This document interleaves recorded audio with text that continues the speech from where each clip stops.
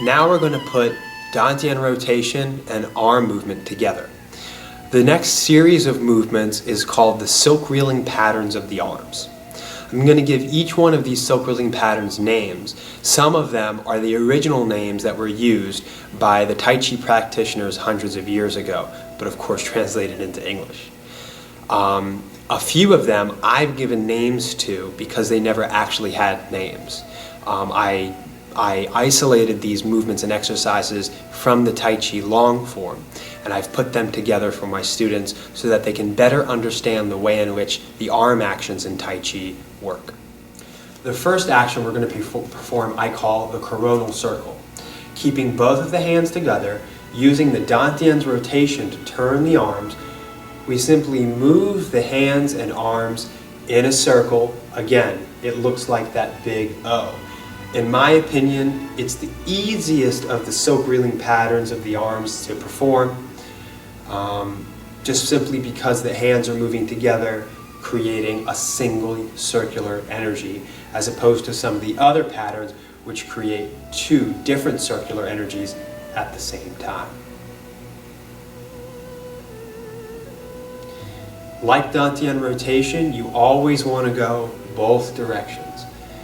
While we're doing this exercise, continue to turn the body and maintain your Wuji posture, your vertical axis, and your rooting, sinking relaxation. Remember that as the arms rise up, the hands rise up, the shoulders and elbows relax. A common mistake to make in this is similar to the regular arm raising exercise, which is to counterbalance such as this as the arms raise up. To counteract that, as the arms raise up, sink evenly down through both sides of the body. Also, turn the Dantian in the horizontal circle to the right. So it isn't that the arms are simply circling around like this and my body never changes the way it's looking. My entire torso turns slightly to each side with the hands as I rotate, and it sinks down. So truthfully, this arm pattern is a direct extension of the Dantian circling exercise we just finished talking about.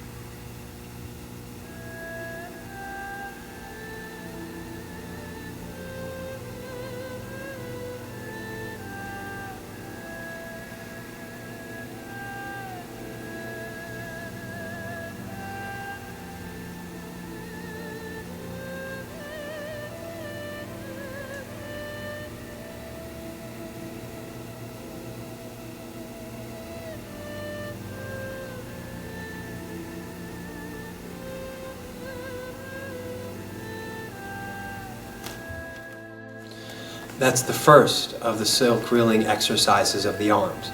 A couple of things to notice and look at.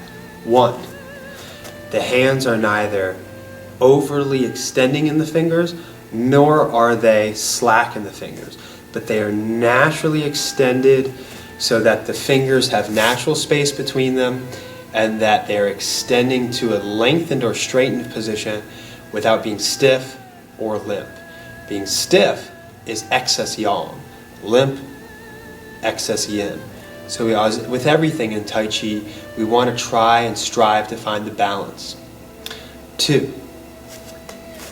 As mentioned before, try not to counterbalance by leaning the upper body away from the arms, but to keep your central axis and turn to let the arms lift up. 3. Don't lift up the elbows or move only horizontally. By lifting up the elbows, we generate tension in the shoulders. As the arm rises up and the hand raises up, remember the elbow drops naturally. Finally, you may notice that the arms rotate themselves along their own axis. So imagining from through the middle finger, through the palm, center of the forearm, and all the way up, the arms rotate and turn on their own axis. So in each pattern, look for the point in which the hands are turning and changing. Just like the yin-yang symbol, with the two yin-yang fish swimming around each other, always moving in gradual change, so every part of us moves in gradual change, from the dantian, down through the legs, up through the torso, and expressed through the arms. So not only are the arms moving in a circle as a whole, but they themselves are rotating along their own individual axis.